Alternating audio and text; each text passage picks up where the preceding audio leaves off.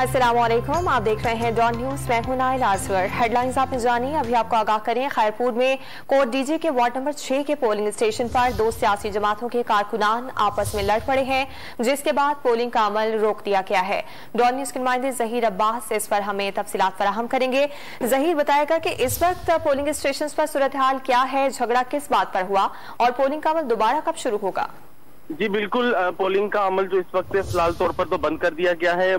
तसादुम की वजह ये बताई जा रही है कि वहां पर खवातीन पोलिंग के अंदर मर्द हजरात जा रहे थे और जो मर्द हजरात थे वो जो पोलिंग बूथ था वहां पर खवातीन को हरासा करने की कोशिश कर रहे, जिस पर पोलिंग का अमल बंद कर दिया गया। उनकी हाथापाई हो गई, जिसमें पुलिस ने दोनों जो ग्रुप्स है उनको तसादुम मजीद होने से रोक दिया गया है और रेंजर्स को मजीद तलब कर लिया गया है।